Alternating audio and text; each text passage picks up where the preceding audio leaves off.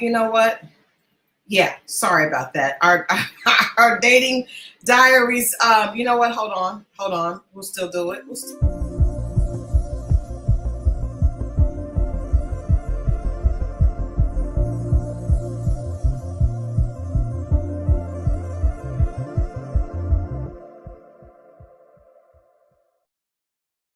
Dating disasters, dating dilemmas, dating deal breakers. I am your host, Crystal XO, and this is the Dating Diaries. You guys know every week I am the host, and the other half of Dating Diaries is, of course, Scorpio Mo. Damn. Happy Wednesday. I was just about to say the happy Wednesday, happy hump day, everyone. How are you, Crystal? Man, how has your week been so far? I'm not going to complain. It's pretty smooth. We're midweek, so no need. Well, I still got a bunch more days, so I'm not off to next Saturday. So. So it's not really a hump day for you. Not really. That's not for me either. It's really not for me either. Not for me either. I am. I have a really big event next week, and so we're going to be working straight through till that. You know what? I did want to ask people the Run That Back podcast, the Mary J. Blige episode yesterday. What did you feel about the entire episode? Me? Yeah. I like it. I like that. Actually, who else is on here? Well, I didn't know if you were talking to the people if they saw it, but I actually enjoyed it. I got a lot of compliments on it actually so far. I was shocked. No, I like it. I think you should do some more clips of it because Mary has been trending. Right. Well, no, I think that's the reason why it's at where it's at. And it's funny because the week, a couple days before that last Friday, I did the Who Did It Better with her and Shaka Khan. Ooh, on Sweet Thing. Now, why would you do that? No, I mean, just because they done the same song on both of them. Obviously, Shaka Khan did it in 77. Is it 75 or 77? And then Mary redid it in 92. And not that, my opinion out of it, just because they done the same record and who you thought done it better. And that's the name, that's how the show go. But don't you think, was that Shaka Khan's original?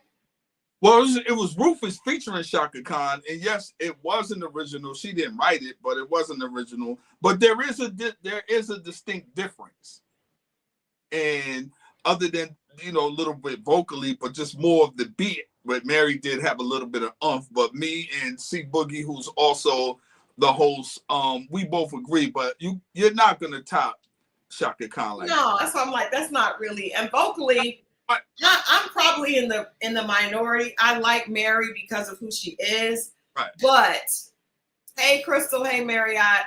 Hey, Dawn. Hey, Kim J. You guys come on in and sit down. We got a good show today.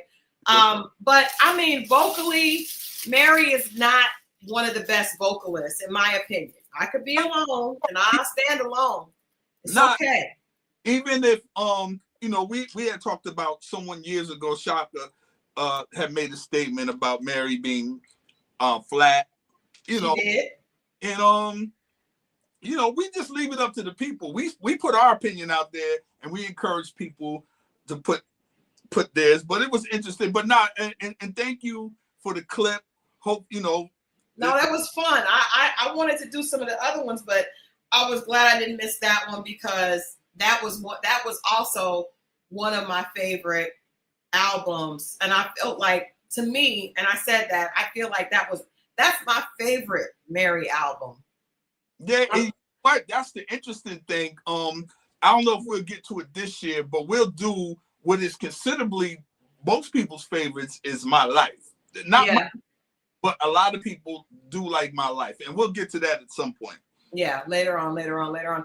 Tina Bree says, I am woke tonight. I fell asleep 15 minutes into the last two lives after 2 glasses of wine. Uh-oh. He was asleep. Girl, don't do that. Drink at the end. You know what? I forgot my wine for today, but it's going to be a good conversation today. We're going to get into this new term, and we have a guest joining us in just a bit. You know what?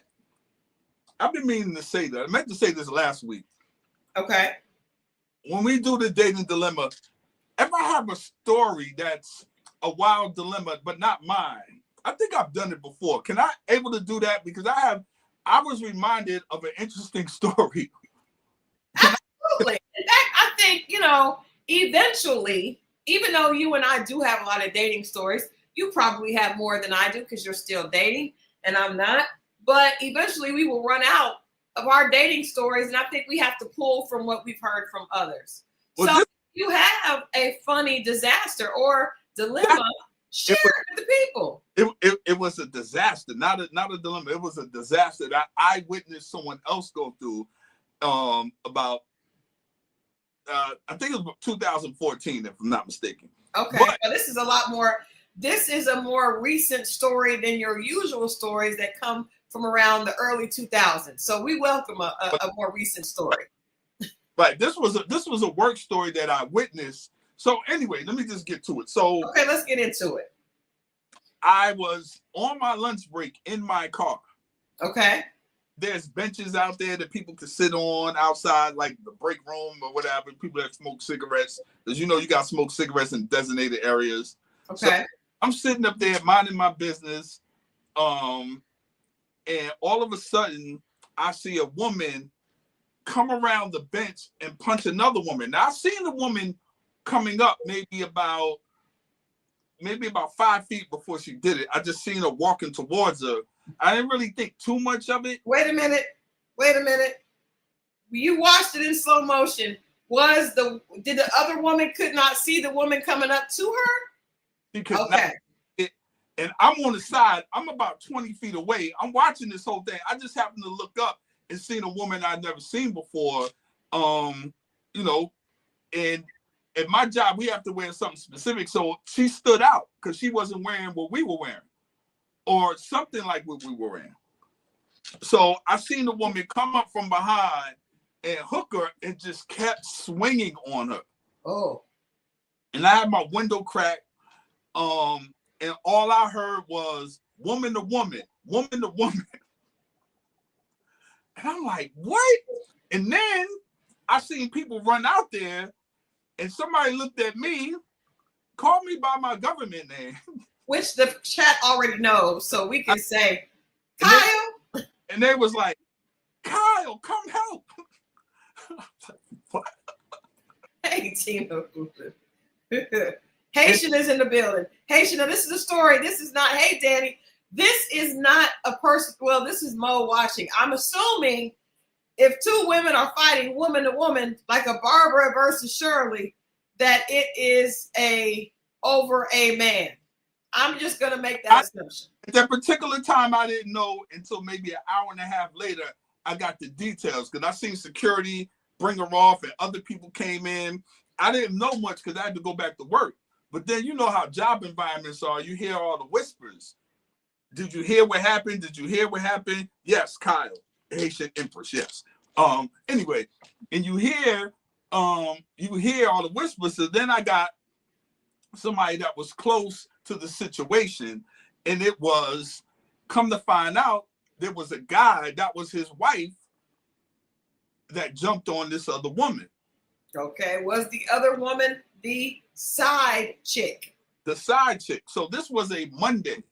So what had happened was I found out that Friday before that the guy had cut the woman's grass because we all work together. And everybody know he does landscaping on the weekends, sometimes during the week. So he had cut the woman's grass and she wasn't there. She had let she said she had to leave. She let the latch out so he can cut the front and the back of the yard. Oh, okay. Okay. It's supposed to be for $80. $80. Okay. Zelle or cash. Well, I don't think what it was back then. It wasn't Cash App. What was it? He was supposed to give her the money, but he was supposed to have it by midnight. And do you realize? That's interesting. So she was supposed to send it to him that night. Now, I have a question. Danny said, I just got on. This happened on the job. This happened. Well, This happened on the job. So these are co-workers. Let's just recap this. This Because I have a theory already. This is an old job, by the way. I have a theory already. I feel as though the man who offered to cut the woman's grass because she gave him access to the place and she left, I think they may have had something going on. So you trying to say he was cutting the grass for real? No, I'm just saying because I'm gonna get to that. Okay. All right. So he waited, and then he called her Saturday, Sunday, no response. He saw her in the break room on Monday, and they got into it in front of a lot of people. Now, that particular job, even getting back and forth to it, they'll suspend you or let you go. Like, they don't play, especially if it's a man versus a woman. They'll feel like the man's being. Yeah.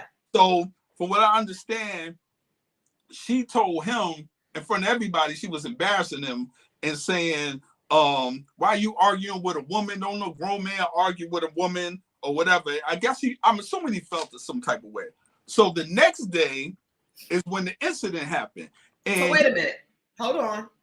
So she did she dispute payment? From what I understand, she was like, you're not getting nothing now, because they was going back and forth and your little, $80 or whatever. But from what I understand, she agreed to pay him, but then she ignored him. And then in front of everybody, he kept staring at her. And she was like, what you looking at? He said, you know what I'm looking at. And then they verbally got into it. Maybe. Oh, Danny, this is a two-piece. It's a two-piece. Thank you. But it sounds to me, because I don't know if I shared this before on one of my dilemmas, but a lot of times if a woman, there's an unspoken rule, I believe. You guys let me know in the chat, because I know Mo's not going to agree with this. But this is where the chat needs to have my back. There's an unspoken rule that if you are interacting with a gentleman, sharing your time, we'll just say that, sharing your time, that if you have a problem, he should have an answer. Yeah, he did have a problem. He had a problem she didn't pay him. No, I didn't say if he had a problem. I said if she had a problem. If something happens, so say my air conditioner goes out and I'm sharing my time with this gentleman and I tell him my air conditioner goes out and he says, you know what, I'll be over and I'll fix it. I don't expect to get an invoice. So why did she say she was going to pay him by midnight? I don't know. I'm just saying, I'm assuming something happened and it must have been a love situation gone wrong. Now, when I talk to the people that was, because you hear the gossip, the place was split. Some people, because only when we have meetings, they just sat next to each other. That doesn't mean anything. I sit next to the same two dudes when I was working at that job. That ain't the same thing going on with them. So why do you assume because they sat next together and he's married? And here's the other thing. Why would he bring his wife into it if he was up to no good? That's a good point. Now, Roadshow says, I don't believe they were messing around. No way he'd act like that for payment if they were having an affair. I don't think so neither. I don't know, because I'm just saying though, I will say this. If there was no hanky panky, that is diabolical for her to not pay. Here's the thing. But if he had led her to believe, because sometimes you may not think that the man is really going to charge you. I'll give you an example. No. One time, one of my exes, he and I had not been, messing around for a long time. We would date, and then he was just somebody I needed to get out of my system. But I needed to move. And and he said he could help me move. We were talking. No, it wasn't even moving. I went to like a estate sale and I bought a new dresser set, right? Hey, African accent. So he had a truck, of course. And he said, I said, can you move? Can you go pick up the dresser and mirror for me? Because it fit my bedroom, whatever. So he said, yes. And I said, how much would it charge you? Because I was trying to be, I was trying to keep our situation back on a platonic situation. And he said he would charge me $70. Now, I'm not going to lie. I did not expect him to really take my money. I said, okay. But I felt some kind of way when I handed the cash over and he took it. And that was the last time I talked to him. Because now you're of no use to me. Be gone. Be gone. Because I feel like at once. He's probably glad because you only going to call him if you need something. And no, he offered, first of all. And he would always check in trying to see if he could, get back around. So I'm just saying, like, yes, a lot of men are happy to extend acts of service if they're getting a little special treatment, or even if they think there's a possibility. If they sat next to each other, there could have been a little flirtation going on, and she might have assumed that he wasn't really going to ask her for the money. My belief is she was a jazzy older woman. She's much older now, but you could tell she was probably like Miss Jet Beauty back in '84 or some shit, right? Oh, yeah, there's pretty privilege there. That's my thing. And pretty privilege has an expiration date on it. What? And pretty privilege has an expiration. You got to move over for the next pretty woman. You got to move out the way. What is the expiration date? It depends on the woman. It could last long. Depends on the woman. It varies. But my point is, I think she was used to getting things and sweet talking her way out of it. But she should have never agreed. That's the thing. Just like you with that guy, you put the off. He said the number. You said okay. You tried him. You lost. That's it. Well, I did not. First of all, I didn't try him. I gave the money, but I literally was like, I'm over him, because it did make me look at him crazy, because I was like, he knows we have a history together. He shouldn't have took my money. I ain't like that. I ain't like it. Most men have a thing. If we're currently sleeping together, then cool. Not sleeping together. What if you are hoping? What if you are hoping and wishing and a praying? You said you already messed with this gentleman in the past and it was over. So if it's over, it's over. We doing business. I don't like it. I don't want you to ever charge me. And if you do, I don't want to give it to you. I'd rather give somebody else the money. There are a lot of women, for whatever reason, don't believe in paying men. This because Rochelle says, Crystal, do you think your friend was down on his knuckles at that time? Maybe he was broke that week. It happened. Yeah, and with that one, it probably did happen. It happened too often, which is why we weren't together. It happened far too often. To help you, and he get his money. But I still don't think he should have charged me, though. Especially if a man has a business. This man on his truck at the job, he had a magnet with the lawn care thing. Okay, so he's a real, but I'll say this, like, my friends, most of my friends, I write bio, I'm a writer. So I've written bios, I write their web copy. And most of my friends, like, even if it was somebody that I used to deal with and I didn't, we were still on good terms. If he asked me to write his bio, I wouldn't even have charged him. See, I just believe in like if you said, Crystal, my website is going up, can you write this? I would write it for you. We're friends. I would write. Like, we got a different relationship. I'm just talking about in general. Now, if it's a friend at the job, no, they need to run me my coins. I personally don't believe. But I'm saying, I'm just assuming. Hold on, let me turn my fan off. Hold on for a second. I don't that brother. Hold on. He would have got his wife involved if he had dirty hands. That's just me. That's probably true, but sometimes the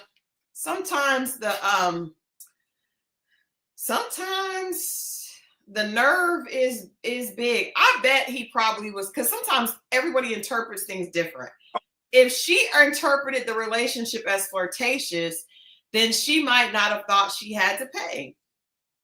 Jokes on you. You Felt stingy energy coming from me. What? I don't have stingy. And hey,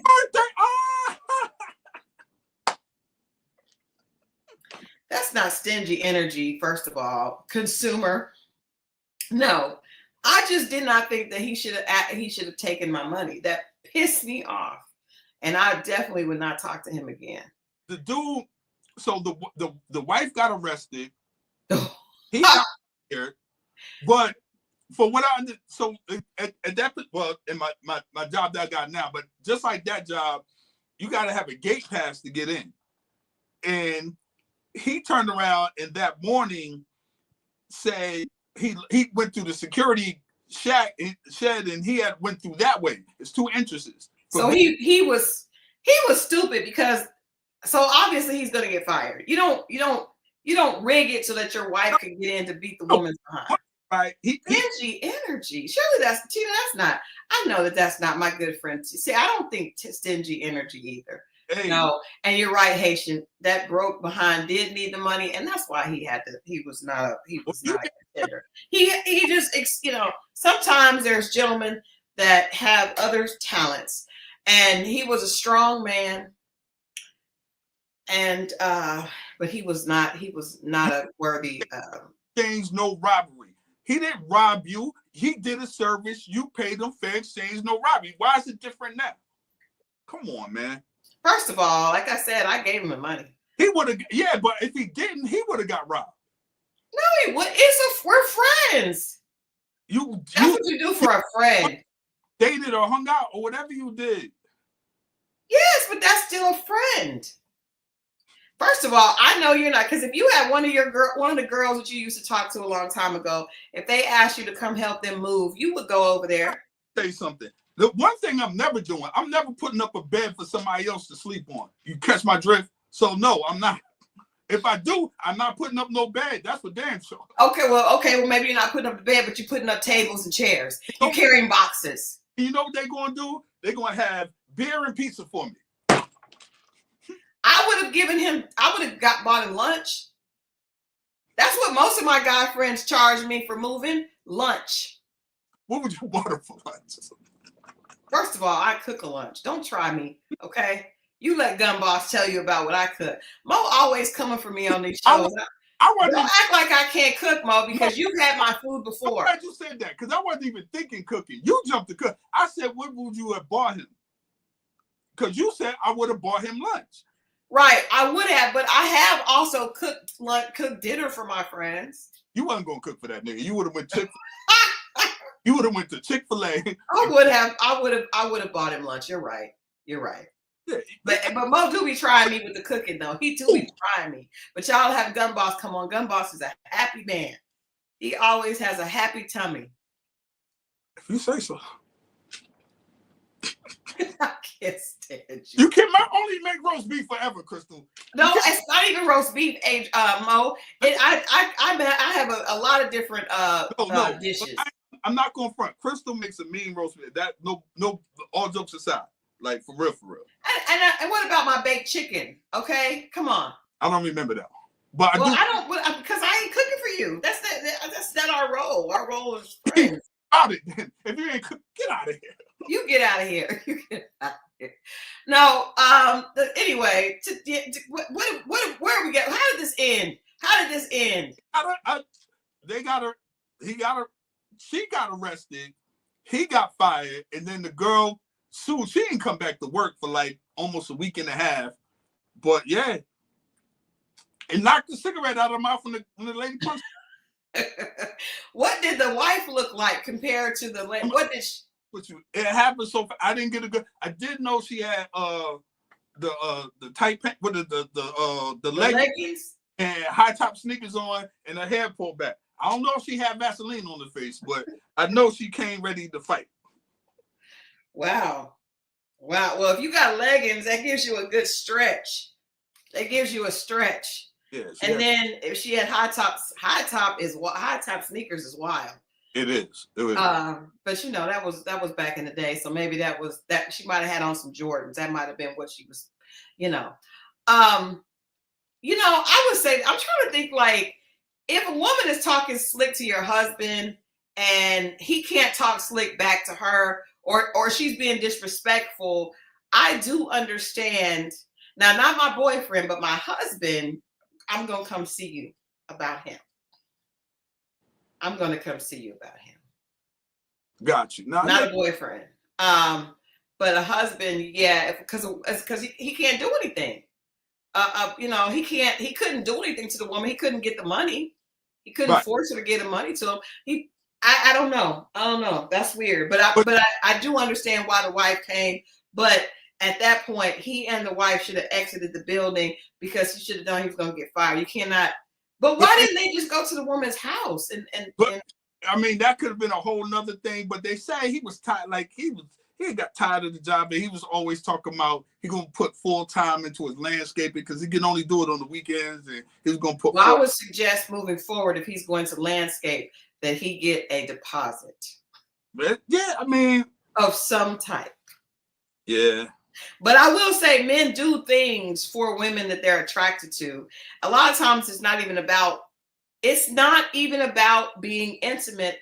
It's about the fact that they're trying to win you over. So they will do things, because that same person that charged me $70 before we, got together, when he was trying to impress me, he went and picked up a refrigerator for me for free. See how that all of a sudden the payment came into play afterwards? But it's a fine line. Now, listening to what you're saying, it's a fine line between being a gentleman and you thinking I like you. And it's like, you don't want to do nothing now, because if I do something as just being a gentleman, you'll take it as I like you and I should be doing. Nobody is driving to your house to get you and then driving an hour away to pick up something and back just to be a gentleman. That's a man who wants to show you that he's... No. This is just a guy in general. I see a woman struggling to get something in the trunk of her car coming out the mall and put it in, and I go up there and help her. She thinks I like her because I'm being a gentleman. I'm just being a gentleman. Okay, can I ask you a question, Mo? Yeah. Have you done that before for a woman? Helped her? Yeah. Anyway. Okay, let me ask you this. What did the women that you all of a sudden want to be a gentleman for, are they attractive women? It's the female. That's it. We just go towards the female. Whether she's trying to do something to hold the door open, I go hold the door so she can get through. That's okay. Not. So let me ask you that. Have you put things in the car for a Respucia? Yeah, man. I promise. Okay. Not on no funny stuff. That's the thing. It's like, if I do it for her, then it's because I like it. And that's not necessarily true. Okay, that's fair. But I do want you to know there are a lot of men that do things and they only do it for women they're attracted to, and they are trying to holler at you, right? So if I'm trying to holler at an 80-year-old lady because what's the difference? No, I didn't say that. I just said some do. Maybe you're just a kind gentleman. But I just want to say, I will say this. If Respucia's car broke down, very few people are pulling over, as opposed to, I don't know, who is a beautiful woman now? Nia Long, her car breaks down, it's going to be a traffic jam. And you're right. Hey, you there said 80 is your type. So yeah, you might have been trying to hit at the 80-year-old, because we know that you didn't mind your business. I wouldn't do it. We know that you have an affinity. I would not. That's the same, man. I can't even be a gentleman. See? Oh, stop it. Oh, stop it. Stop it. Stop it. Tonight's conversation is about a new term that we have talked about on this show many times before. We usually call it oversharing, but there is a new term, and it is called floodlighting. And so we are going to welcome our guest for tonight. She is Amber Cooper. She's relationship expert and brand manager at BLK, the lead dating and social app for the Black community. You guys, please help us welcome Amber to Dating Diaries. Hello, how are you? Hi, Amber. How are you? I'm doing well. How are you? I am well. I'm Crystal, and this is Scorpio Mo. Hello, Amber. Hi, Crystal. Hi, Scorpio Mo. Hello.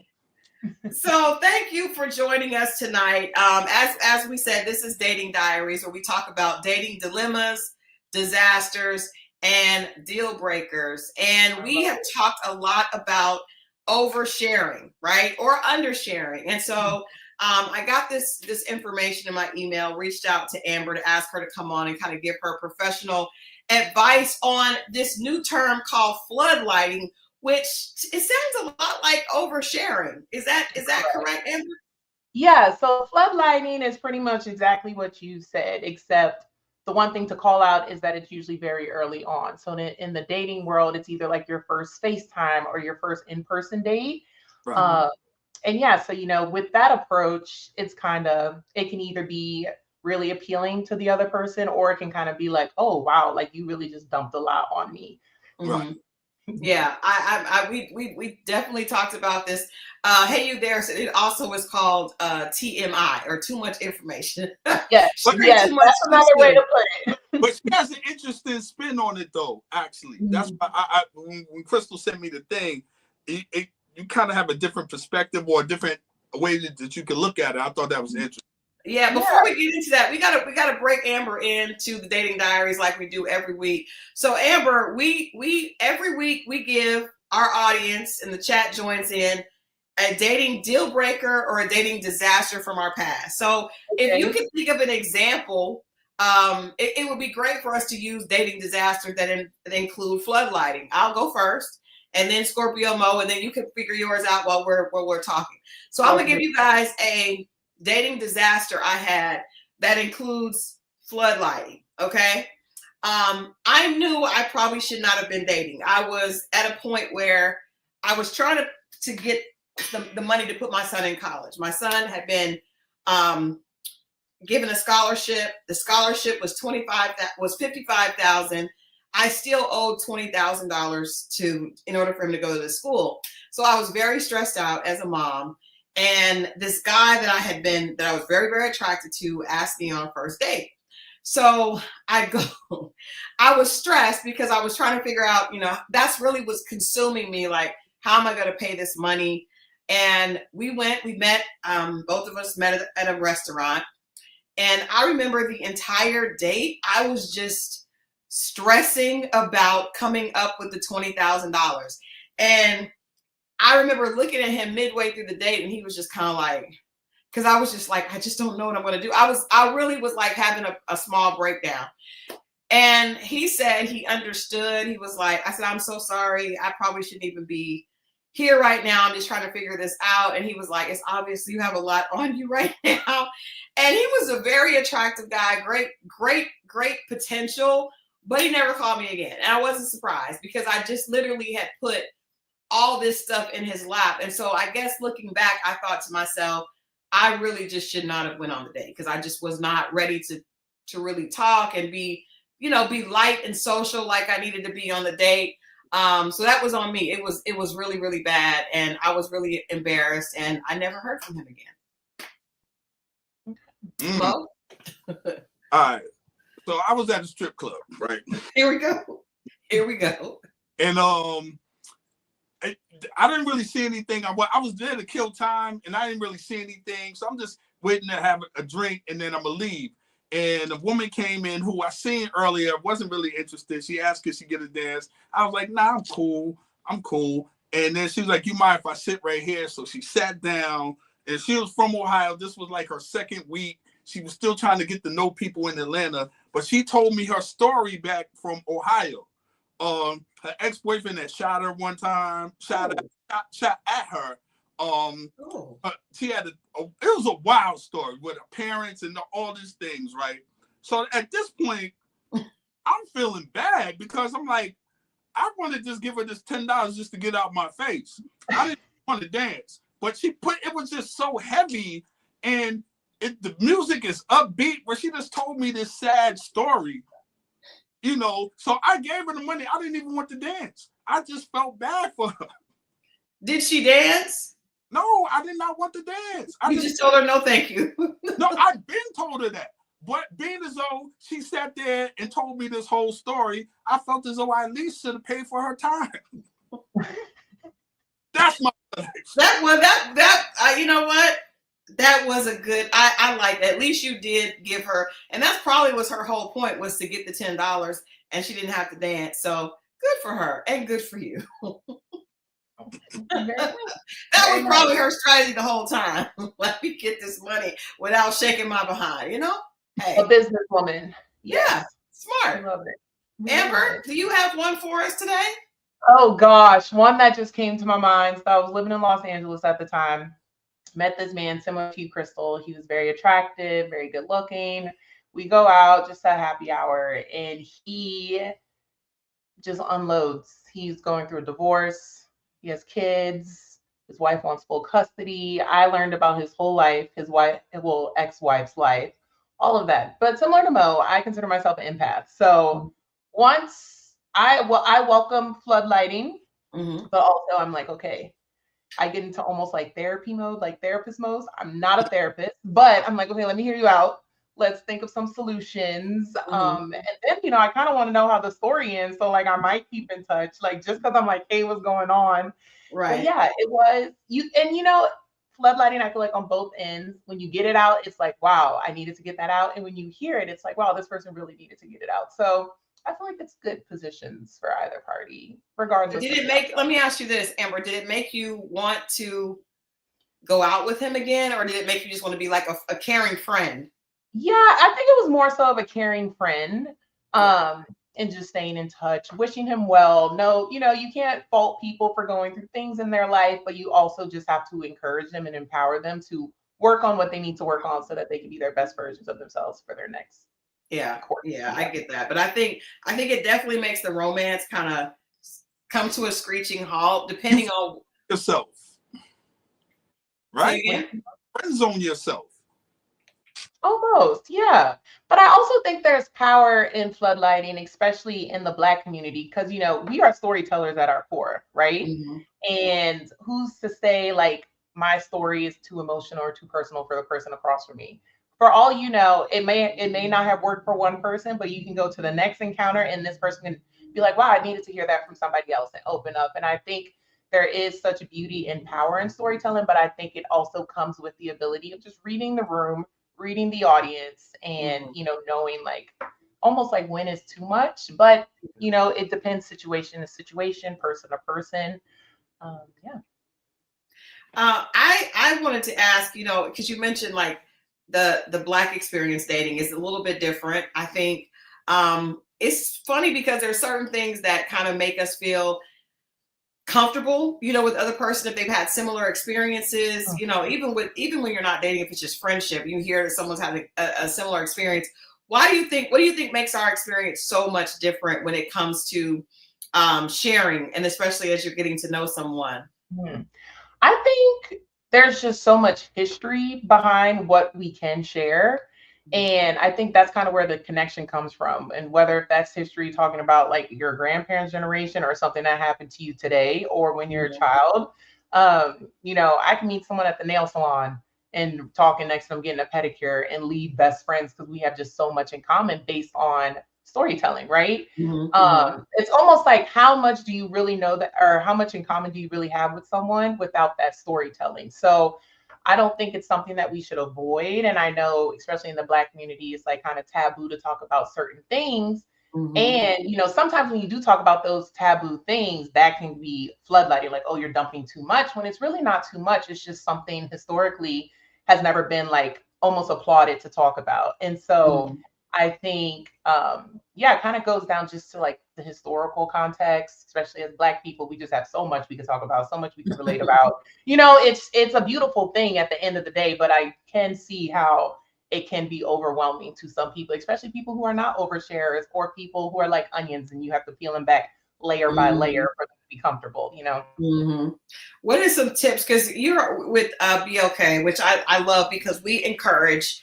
Mo and I encourage, and actually Mo is single, so I really encourage him. I'm married, so I am out of the game and happily out of the game. But what about oversharing on your profile? Like, because we've talked about dating profiles, and a lot of times in my former experience online, I would see a lot of people put things in their profile that they don't want. I don't want this. I don't want that. I've had this experience. I've had that experience. And I feel like, and I've told our XO family here that you should only put in your profile like things that you want, not things that you don't want. And that even comes up in conversation. So how do you feel about that with profiles?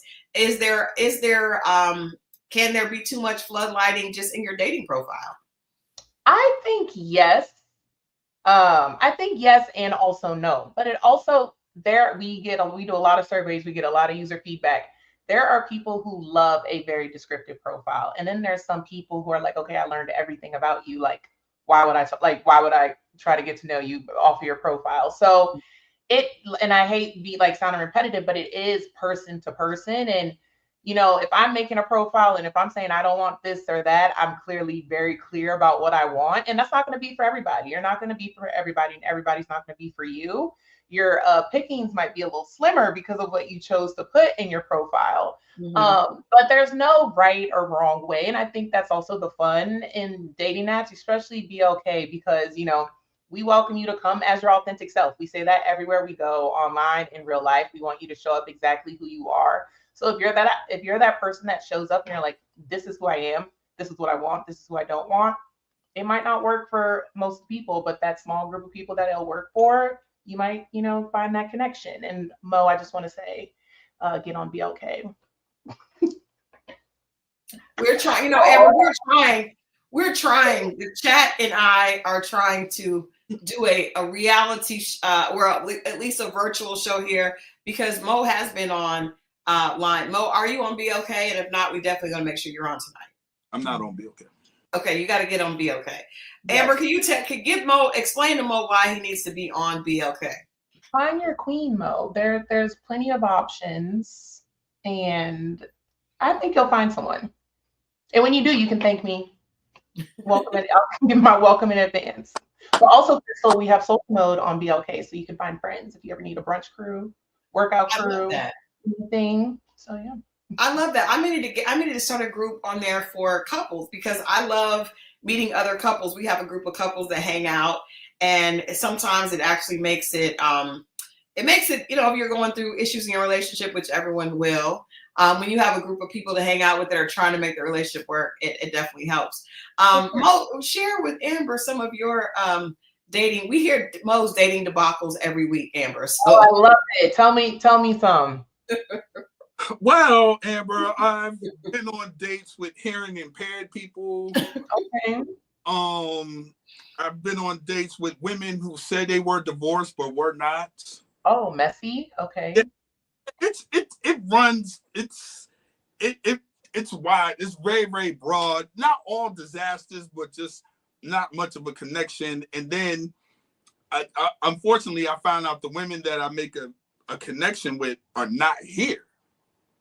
In your city? Huh? You mean in your city? Well, I'm assuming if you're dating, like, let's say we're here in Atlanta, so you're thinking the women that's here in Atlanta, but there's a lot of women that come in, from the airport, or they're in town visiting, so for holidays, and you make a connection that way. But I wouldn't be good for long distance. I never really. I just put my little pinky toe in to test it. I don't like the way it felt. That's okay. Look, you tried it, and that's something that doesn't work for you, which is totally fine. But I met some great people, Right. Great people. And I think that's also, if you get a bestie out of it, that's a connection, so it doesn't have to always be bad. But yeah, I think when you get on BLK, you'll have much better luck. That's what I'm guessing. We'll keep you posted, Amber. Can you give our chat, because we have some amazing women and men that are all asking about dating advice and looking for different ways. Can you give us some tips maybe on how can you read the room? Like, obviously I should have figured out way before I shared as much as I did with that dater, but my husband is on. Hey, baby. And when we started dating, we shared because we were both very intentional. So he was like, look, this is who I am.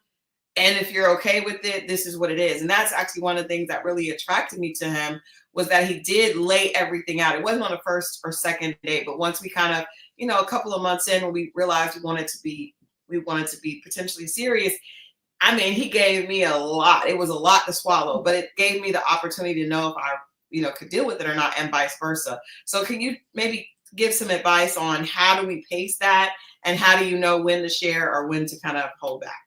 Yeah, I think it depends on just how you're vibing with that person. And that vibe can obviously depend on how often do you talk, how often do you see each other, when you do see each other, when you talk. Some people might not want to share their heart and feelings on the phone or FaceTime. They might want to save that for in person. But if you're only seeing each other once or twice a month, obviously that's like, oh, like, do I open up? I only seen you like twice this month. Or there's some people, who want to open up on the phone, but they just haven't had that long phone call, or, something. But I think it kind of goes back to just reading the room and reading the person, and, dropping a tidbit here and seeing how that person responds. Do they drop another tidbit back, or are they just like silent and taking it in, which is okay. Some people really need to just process, kind of like you said, Crystal, your husband dumped it on you. You had the chance to process it and see if it was something that that kept you attracted to him and wanting to continue that relationship. So I would say read the room, read body language if it's in person. If it's a phone call, are they like paused for a while? Figure like, why are you paused? Is it on FaceTime? Can you see if they're like scrolling on a different app and like tuned out? I think there's ways to tell. Should I drop another tidbit, or like, should we expand on this one? And just see how that person responds. Is that person inquisitive? Do they ask more questions? Do they encourage you to open up more? And I think one piece of feedback that we get from couples that write in, it's almost like they really appreciate that thank you. When we get stories, a lot of them are very thankful that their person opened up when they did, and or opened up about what they did. We get submissions from people who are married and have kids, all the way from people who just finished their first date. So and it's a consistent theme and like piece of feedback that we get. So I think reading the room, reading your person, and also your ability to read that person, I think also is a reflection of the vibe and the connection. So like, if you're just out here dropping stuff and have no idea that this person's not interested, it's like, maybe you need to practice reading that. Can you get a bad read from the introduction? And what I mean is, I've had situations where I see greetings, King. And for me, I know what's going to come after that. If we exchange numbers and we talk one time, they're going to start off with Grand Rising. And it's not my cup of tea. But I have a theory behind that. Let's hear it. They say it because it has worked for them, clearly multiple times, and it's not working for you, which is fine. But also, early on, it's not like you chatted with this person on the app, text, all this stuff, and then you get in person and then you hear the Grand Risings or the Greetings King. You can just know it's just not your vibe, and it's okay. It's kind of like, think about like shopping. Like sometimes you got to try on different styles, different sizes before you're like, this is the outfit I want to step out into, So sometimes you got to go through the Greetings Kings, Grand Risings, all of that before. But like bad history with that, or just not a connection ever with that, and then they say that, and then I feel like, dang, here we go again. And do I entertain it past this, because I already know this vibe doesn't really, not that they're bad people, it just doesn't work. Yeah, you can just tell off the bat. I mean, I'll share a tidbit about myself. You can't tell on this camera, but I'm 6'4", and I will not give a man NBA baby. So if you message me saying like, are we going to go half on an NBA baby? I do not respond. There's just so many other greetings, introductions that you can say before getting to that. I don't want to play you one-on-one. Like I love or nothing, love and basketball, Monica and Quincy, just no. So yeah. What'd you say? You've heard it all before. So like I said, it doesn't work for you, which is fine. And you know where to invest your energy. But I would love to hear how many Grand Risings and Greeting Kings you get when you download BLK. I would love to. Okay. I'll keep you posted. We're gonna get him on there, Amber. I'm determined. I'm determined. Yeah, we're gonna get him on there. I'm gonna make sure. I'm gonna hold him accountable, and I'm gonna hit you back. question for you, because like at that we talk a lot about and we watched the Pop the Balloon. The new series. Actually, of course, most of us like the original, but the new series on Netflix. And with I saw one episode where there was a shorter guy. He was a short king, and the ladies were giving him a hard time, and another lady was like, "I'm okay with it," and they connected and they had a great day. If a guy comes and he is very confident and he does, you guys have a great conversation, but he was like 5'10", would you be okay? Or let's say 5'9", because 5'10" is still reasonable. Oh no, 5'10" is still 6 inches shorter than 6'4". I will never say never. Amber, you ain't stop it. I personally love a tall king, and tall girls, we're not small beings, and a tall man is like our one like chance to feel like a small dainty queen, right? But I have plenty of teammates who are married to short kings. So and low key, short kings might be a little more secure than tall kings, but it's all about preference. A short king who hypes her woman up who's way taller than him in heels, that is a secure man. That's true. That's a good point. That's a good point. Yeah. That's a good point. If you can stand there in all your 5'9"ness next to her 6 feet, then yeah, you are. You are. You are.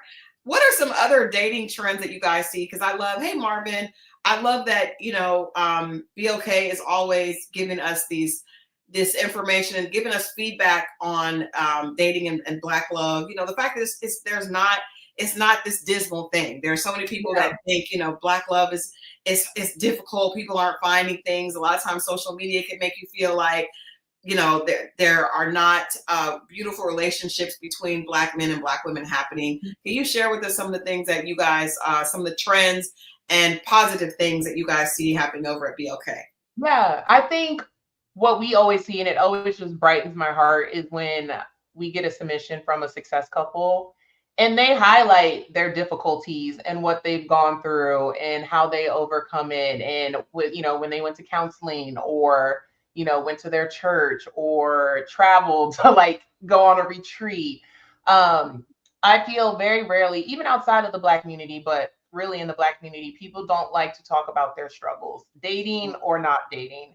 And BLK, we open all sorts of conversations. So when people can come to our advice column, social media, wherever, us in real life, they'd be like, oh my gosh, Amber, like we almost didn't make it through, but we went to counseling and we fixed it. And now we're welcoming our second child. Like, I think just that vulnerability. Oh, I can't say that word, vulnerability. And I think welcoming challenge, because it's not easy. We all have dated before. You're married, it's not easy, but I think it's very important finding that person in your match and your partner who also understands that it's not easy, but they're willing to work through it. And we see that a lot at BLK, and it just kind of reinforces that like Black love is real. It's still alive. It's out there. It's possible for you. It's possible for your friend. It's possible for your sister.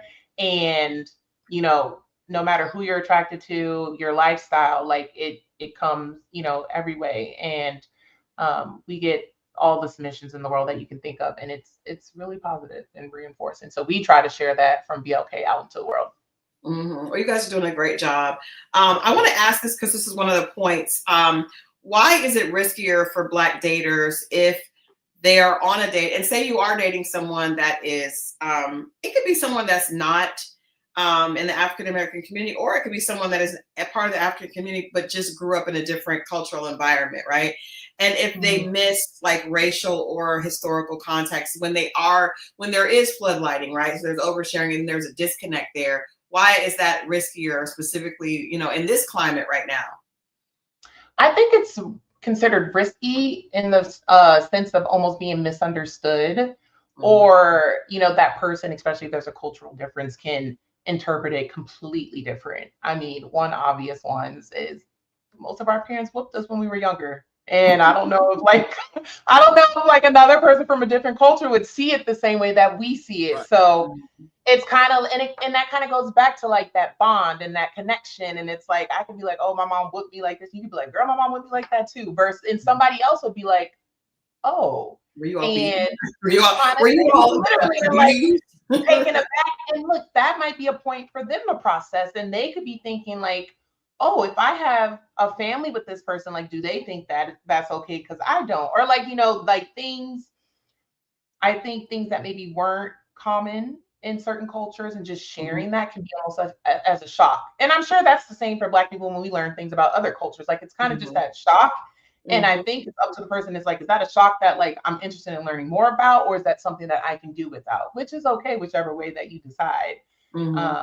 One thing at BLK that we always preach is just like remaining respectful. If something's not for you, like you don't have to put down the other person, their culture, their history, their story. There's a way to communicate like, hey, I think we're just on different pages, or we want different things out of life, depending on what the conversation is.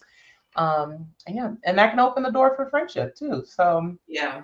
Because I will say this, and if you guys have questions for Amber, we have her for a couple more minutes. So if you have questions, please leave them in the chat so we can ask. If you have a question for Amber, she is the relationship expert over at the BLK app. Hopefully we'll get some XO family to go ahead and sign up over there because they're having a lot of success. I always get positive feedback from DJ Hardy over at BLK. So definitely leave us the questions in the chat. But one of the things that I think is important to mention is that,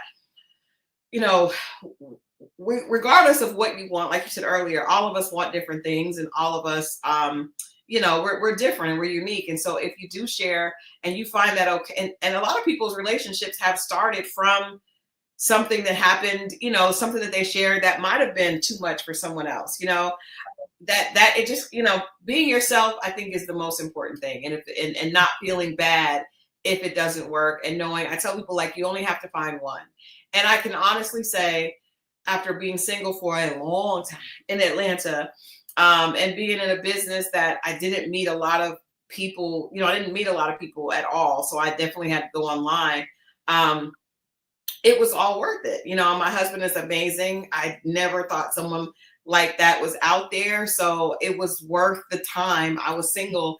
I wouldn't want to do it all over again, but it definitely was I was single for like 11 to 12 years. He was definitely worth that wait. So I do think it's worth it, and it was like a later in life connection. So I want to say that. So Tammy has a question for you, Amber. Her question is, what is the age range of the majority of people on the website?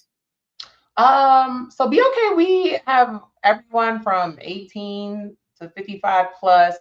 Most of our audience is 45 and younger, but we cater to all age ranges. See that, Mo? We need you on there. Now, Amber, I will tell you, Mo's crush is Gail King. So you keep saying but look, Gail looks good, so she does. Oh, absolutely. Absolutely. Don't be shy. Gail might see this. Yeah, hey. Yeah, you have to stand on business, Mo. Gail might see this for all you know. No, Open keep hating on me, and I was messing it all up. But anyway, this is the thing, man. Let me ask you this. So obviously you had success stories on BLK, correct? Marriages, and people come and tell you about it. I have a friend that got married, met a woman on, it wasn't on BLK, it was on another site, got married last fall. Nice.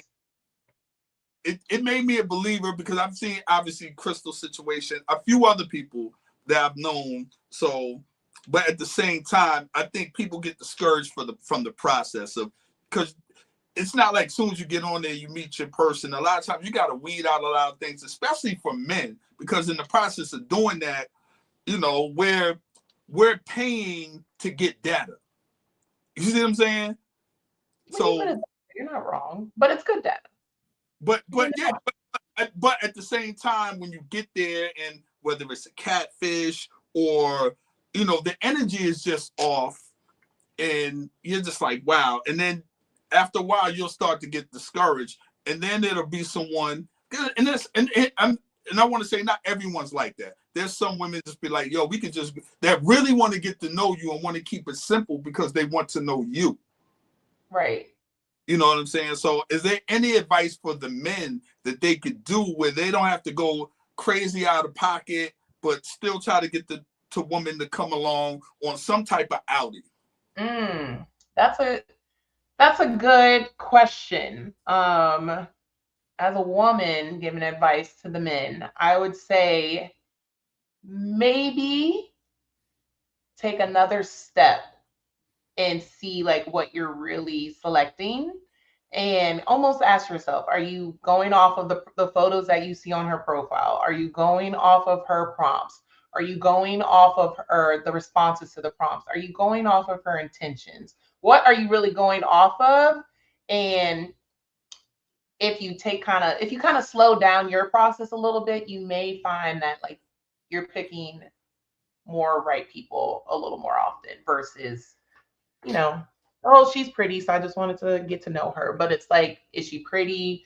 Do we align? Did I like her responses? Did I get a good vibe from the first couple of messages? Just take your time. Don't rush it. Don't rush the process. So if she says, I want to go to this 5-star, you'd be like, nah, I just want to meet and greet. That's not wrong of the guy to say that. Is it that not correct? No, but again, that's not your vibe. She might find someone who'll be like, when do you want to go? And that will work for both parties. So right. It's okay. Okay. Yeah, I had a guy take me to Ruth Chris on the first date. That was my vibe. Okay. I was okay with that. But I've also went to Starbucks. I think if a woman is really interested in you, and sees you as a potential, she will go. Now, if you offer Starbucks and she doesn't ever, that's not her thing, then she's gonna say no. But I think if it's for you, it will. Marriott asked for Amber, how do you handle situations of people that report if a person reports a member on the app? Reports a member on the app. That's a good question. So another team handles that because that's like safety, and we do care about the safety of all of our users. So we really take our time to investigate the how, why, when, what, just to keep the app as safe as possible. Okay. Jasmine asks, is the app free?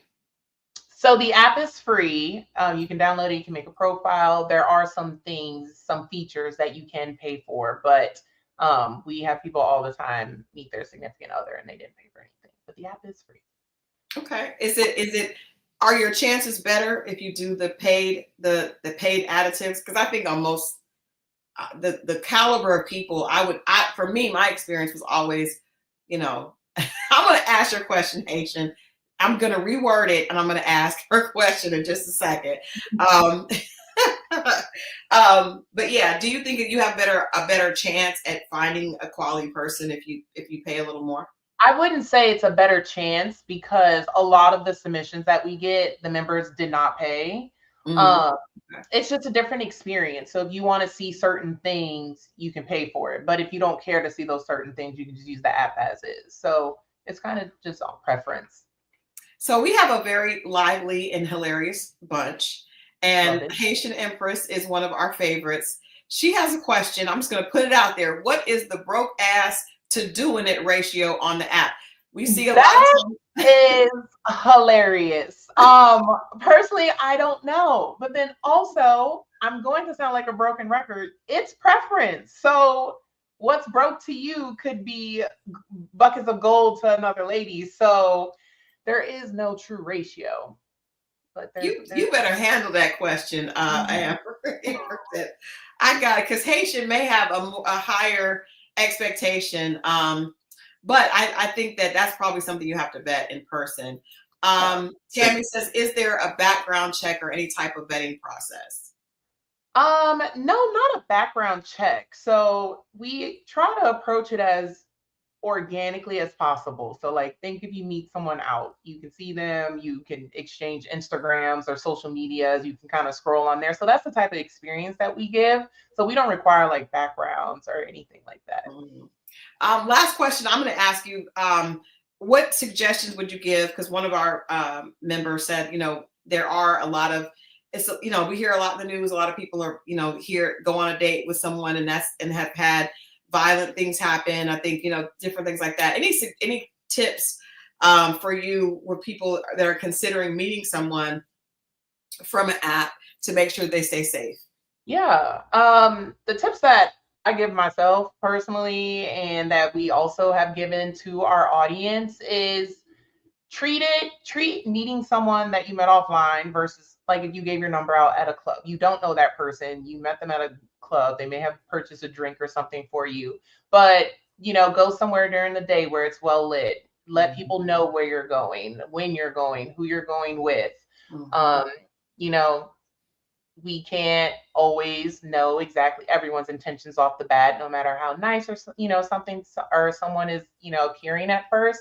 But just do what you can. Go to public places. All things that I would recommend to a girlfriend if she said she met someone at a dog park. So yeah, until you're really comfortable with that person, just go somewhere in public and see what the vibes are like. Yeah, I like during the day. I would definitely suggest going during the day. When I was dating online, I would go during the day. I would get there early and park in a parking, like someplace where there's a parking lot. So like, hopefully they wouldn't be able to like see my car tag or anything like that. Just trying to do as much as I could to be to be as safe as possible. Haitians, and I asked my question to play around, but seriously, that's something you can easily discern. Thank you, Amber, for answering that question. And thank you, Amber, for joining us tonight. This has been so much fun. Thank you for having me. We appreciate it. We hope you will come back with more dating trends, as you see them. We definitely are supporting BLK. We'll put the description and the way people can join in the description of this segment, and we will get Mo on the app, Amber, and then I will let you know how it's going. Let me know. Yes, absolutely. I'll be your app coach. I love it.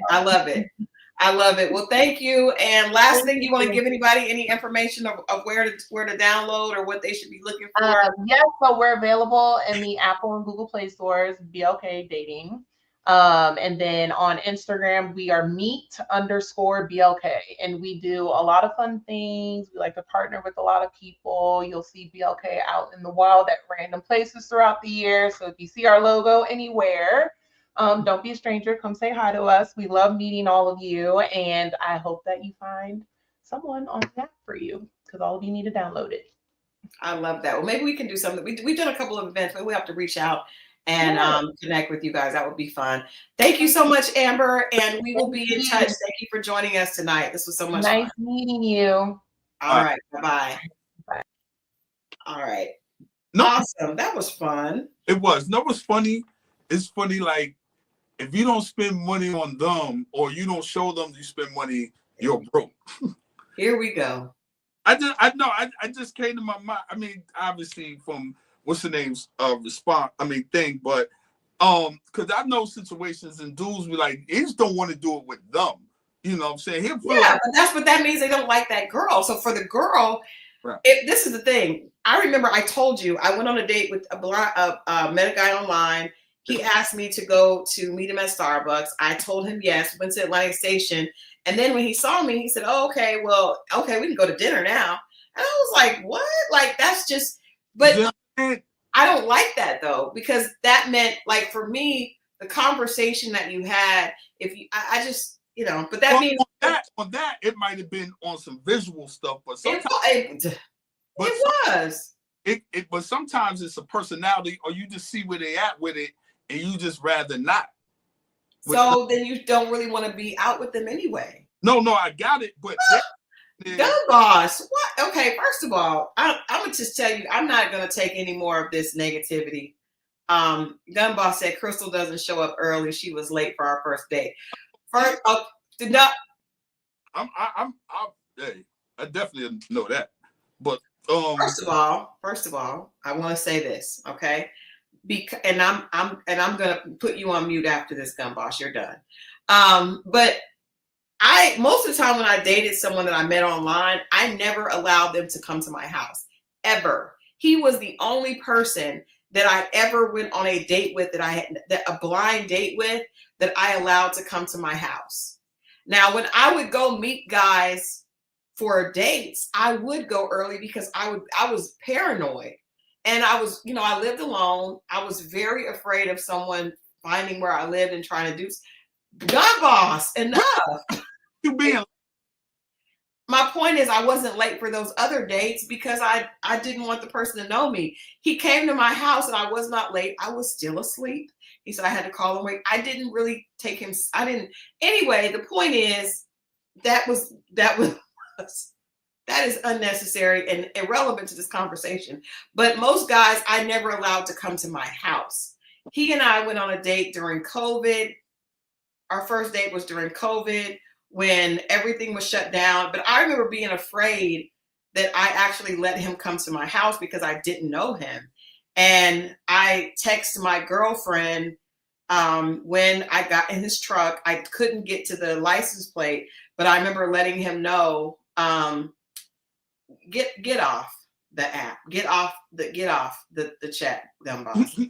I did let a girlfriend know, but I remember I was in his truck and I was so nervous because I just had a rule of never letting guys I did not know come to my house. And I definitely don't think that women should do that. I did it, it worked out. But usually I did not allow people to come to my house because you just don't know. You just don't know.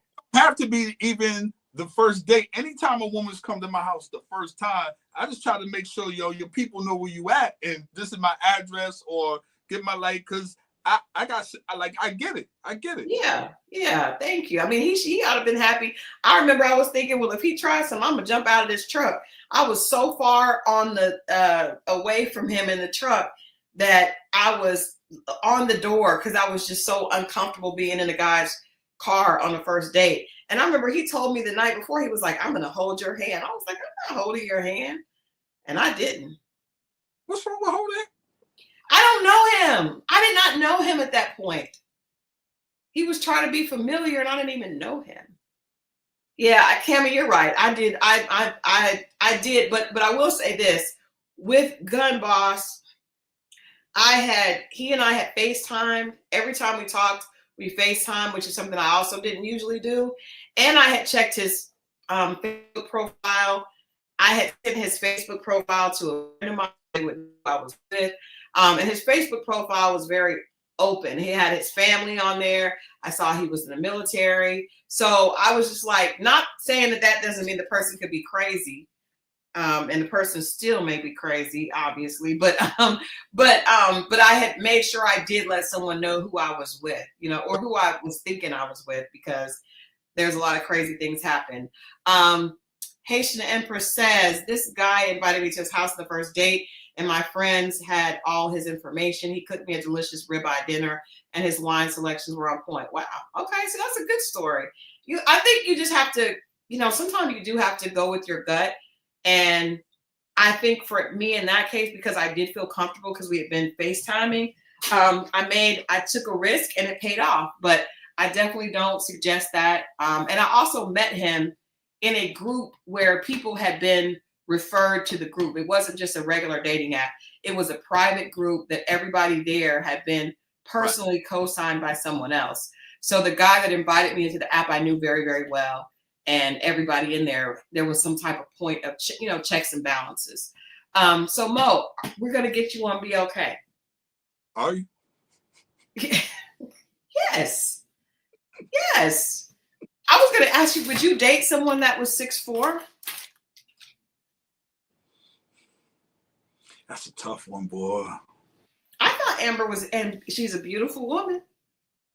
I was like, maybe I could do a hookup right here. What? Yeah.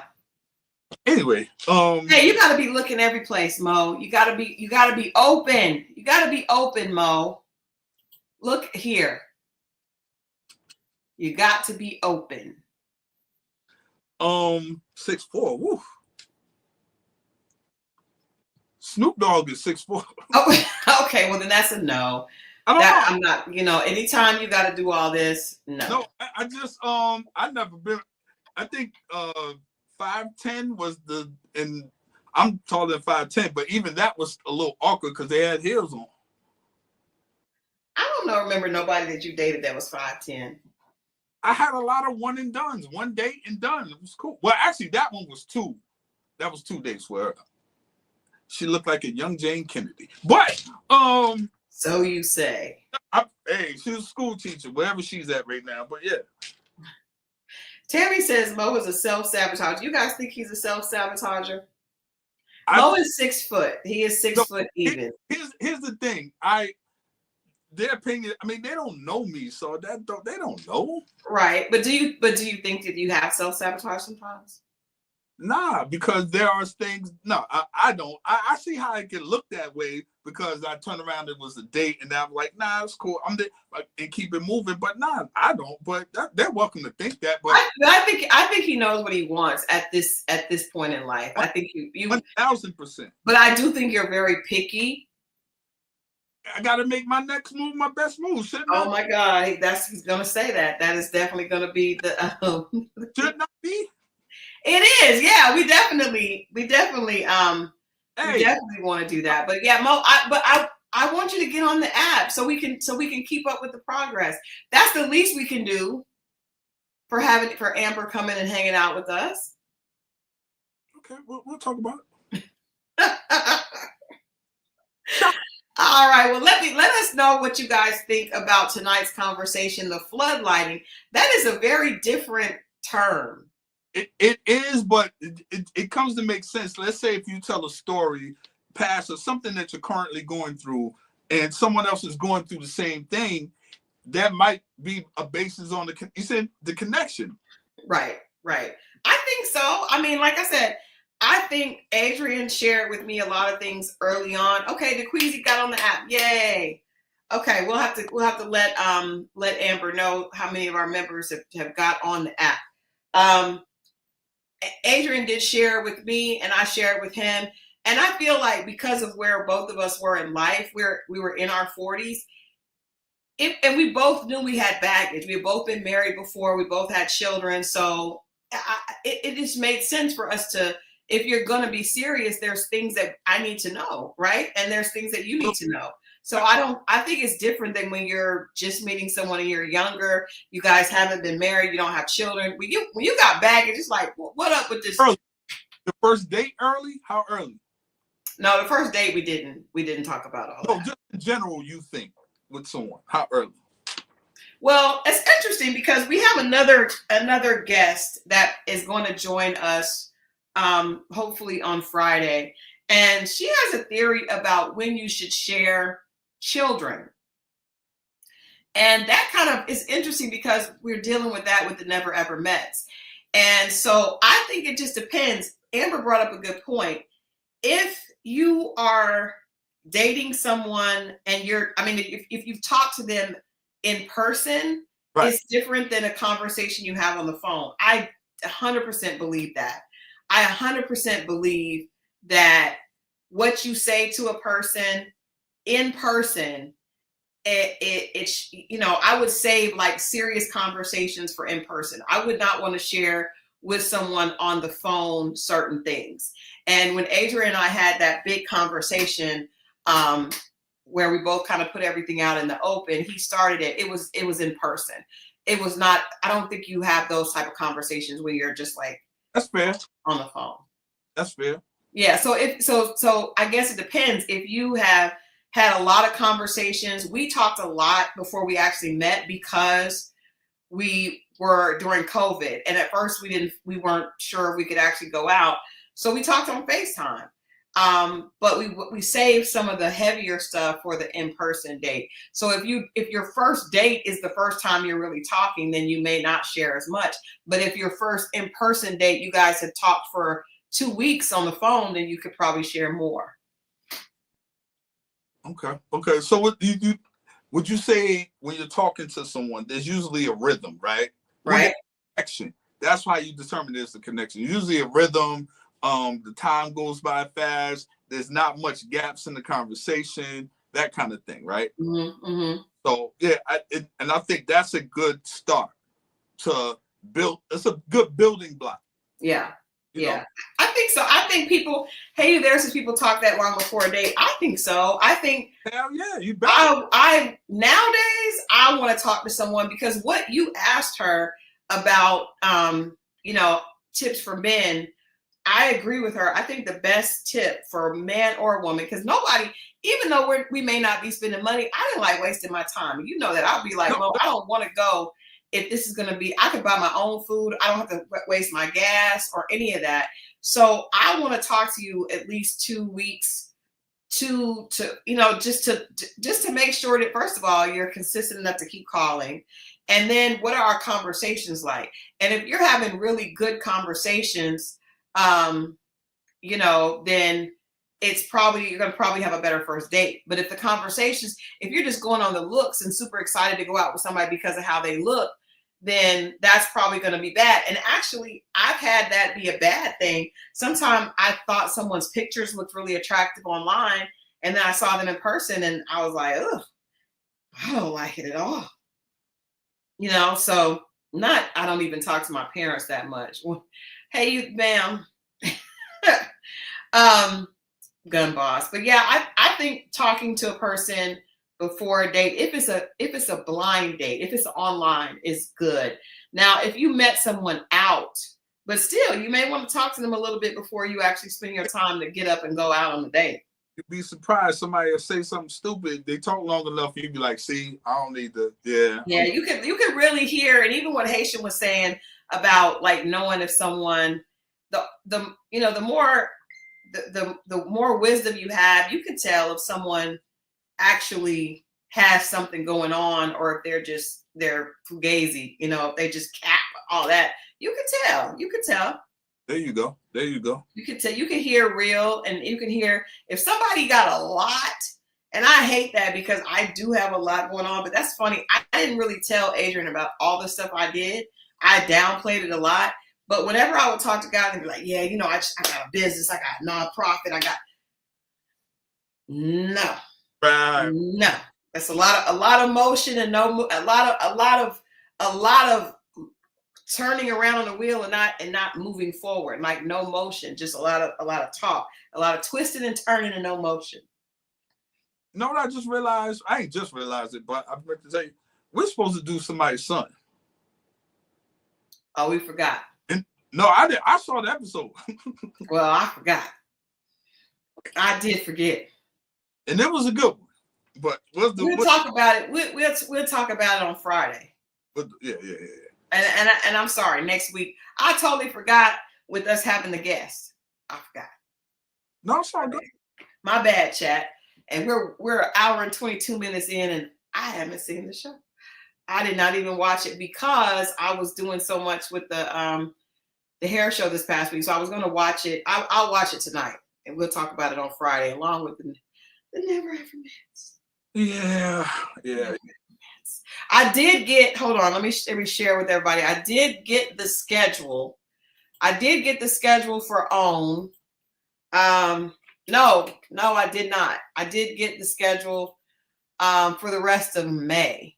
Yeah, it's just the Never Ever Mets and the Never Ever Mets and Somebody's Son. I do think that Ready to Love is not coming back until the end of the summer, which I'm just not happy about it. Easy. Huh? That's insane, man. I don't get that move. I don't like it. I don't like when they do that. I don't want Will Packer to do it again. Now, what they better do is bring Ready to Love back, and then have Ready to Love make a move, go right back after that. Like, come on. Right. Come on. They gotta come on. I believe it is August. I don't like it. Like, come on, and have something ready to go right after that, because we gotta have to go back and watch the whole first half again. Exactly. Yeah. With Sunny Rain, we'll all get back into it together. We'll have to watch the whole season again just to start. Family or Fiance, I think it's a hit or miss on if the families are interesting or not. Like if the story is interesting or not. But we'll talk about some of them. Ready to Love and Marriage Detroit. Have you been watching that? Nah, I don't even know when it come on. All right, we'll never worry about it. We'll do Somebody's Son on Friday. And I'm telling you, my son, I could never. It makes me sad that my son would not do that with me.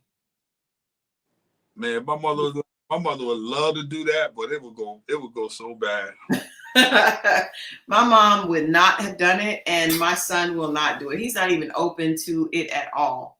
Not Ready to Love was already barely holding my attention. No, I thought it was good. I thought I thought Ready to Love was great this season. It just they I don't understand why they cut it up. Mary, I said you should be happy he's not. I am, because I don't want a son that wants to be on reality TV. I don't. I did not. Well, guys, I hope you enjoyed tonight's show. Yes. If you're just watching this later, please let us know in the chat what you think about floodlighting. Have you ever had an experience of floodlighting? Or as we all know it, TMI, too early. Have you floodlight? Huh? Have you been the flood? The people. Have you, like me, have you been the floodlight? Yeah. And I'm sorry to that gentleman that I poured all that out with. But I was just thinking, according to what Amber said, if it had been the right, I did floodlight another guy, and he told me that he would pay it. So hey, it just depends on your audience. Purpose. What? You floodlighting on purpose. I was not floodlighting on purpose. I was seriously consumed with the problem, and the guy offered, but I knew he was offering. I didn't want to date him. I didn't want to date him. So I talked to one of my guy friends about it, and he said, get the money in cash and leave. And I was like, no, because I didn't, he was a nice guy. I knew he was interested in me, but I didn't know. I don't have a stingy spirit, or I would have tried to get the money. I did not. I don't have a stingy spirit. To this day, the guy is a friend, but I told him no, I couldn't take it. I wanted to. I was tempted. Oh. And you know what else I got mad about? Now that I'm thinking about it. So I did get the money. You guys, I was Ubering, and I was I was going nuts, writing bios and all kinds of stuff. So I got the money, and I was taking my son. I drove him because, I live in Atlanta, and the school that he was going to was in Great Barrington, Massachusetts. I remember that. 17 hours, 16 and a half hours, 17, right? So I'm driving him by myself. The good thing is there are some amazing people. I had people that also chipped in and gave money towards because I put up a scholarship fund, and I had a friend donate like $1,500. People gave $200. People gave money. And then Enterprise actually sponsored my car. So they gave me a free rental and free gas to drive him there. So that was a beautiful community coming together, right? Yeah. So because after I had done all that, I had nothing left. So I'm driving him there. I'm driving him from Atlanta to Great Barrington. It's 16 hours. He's excited. I'm excited. The community has supported us. And this loser, the very same one that I had paid $70 to, has the nerve to call me and say, just checking on you. And I was like, if you really cared, I didn't say this to him, but I'm thinking if he really cared, he would have drove us up. Like, you didn't even offer to do anything. Come on, just checking on you. He needed the $70. I told him he could keep that. Just care. I was like, you can keep that. Because if nothing else, he could have drove up there with me. He could have drove. Yes, he went to Bard. He could have drove us up there. God, okay. He is a loser. But I'm just saying, who? Do you know I got mad at every guy that called me? So many guys called me just checking in. I was like, checking in? Now, see, if they don't do that, you be like, well, at least you could have called and checked on me.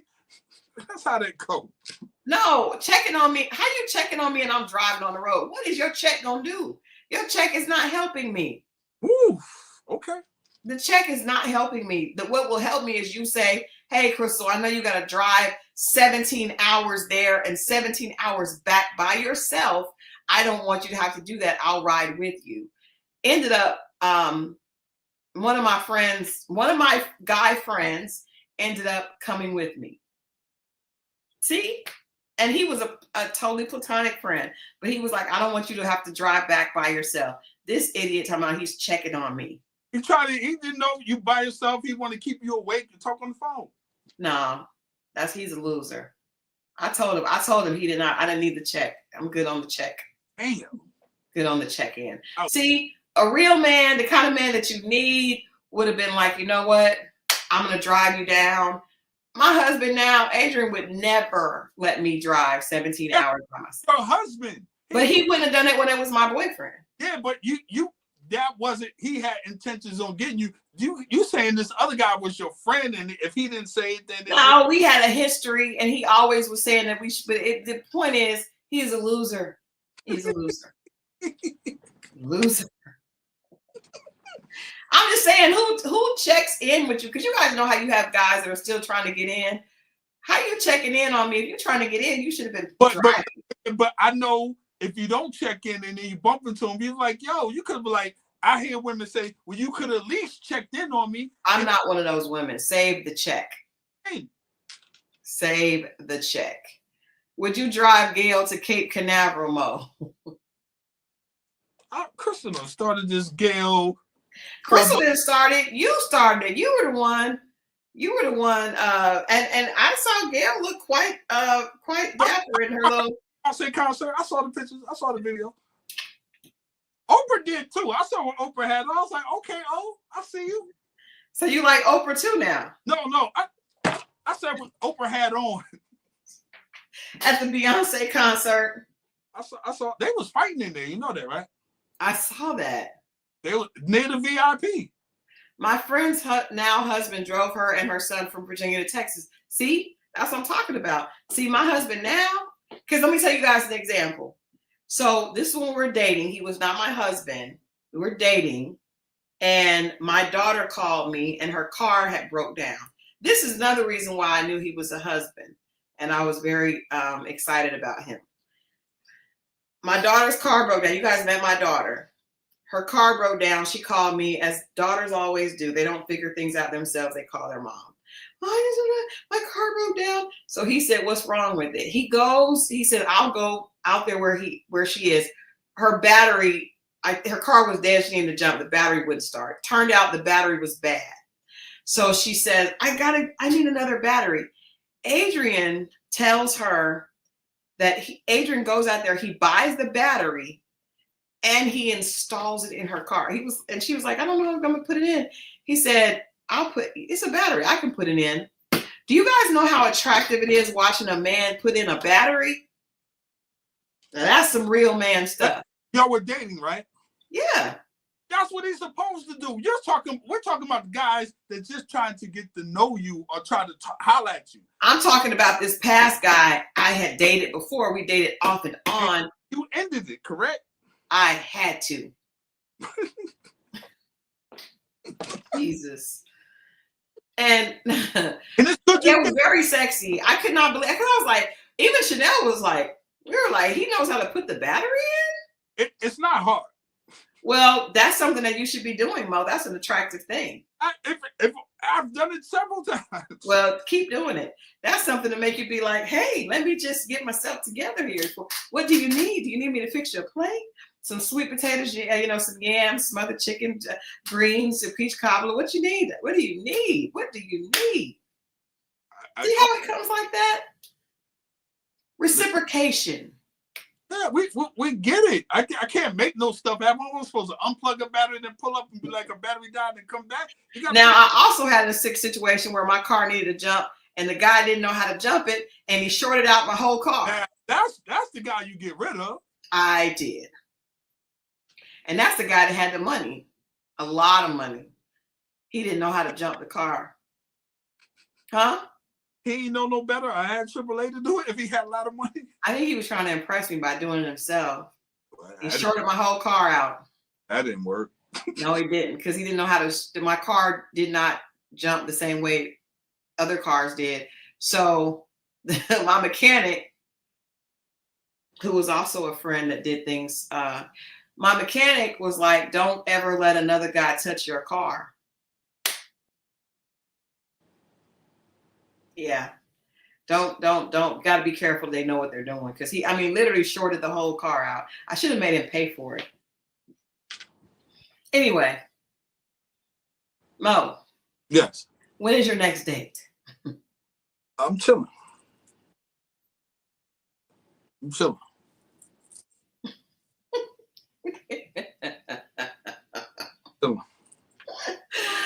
Oh my God. All right, XO family. This has been fun.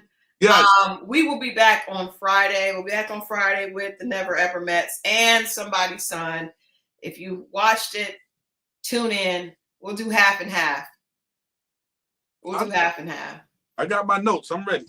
All right, you guys. Make the rest of the week amazing. It's Wednesday. If you've had a bad week, you can turn it around. If you've had an amazing week, you can push it forward and keep it going. Keep the energy going. Friday, I have to show you guys the puppies. The puppies are, one of the puppies is running around. I will tell you this, Mo. There were two puppies, right? One's a girl and one's a boy. Yes. Paisley is the girl. Louie is the boy, right? Okay. So Paisley is up, moving around, walking. Louie is chilling, sleep. Louie does not get up.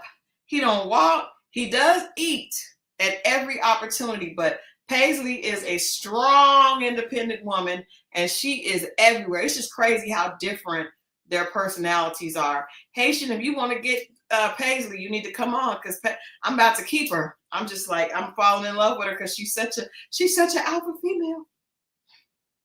She's such an alpha female. All right, you guys, make it a good one. We love y'all. We'll see y'all on Friday. Friday, y'all.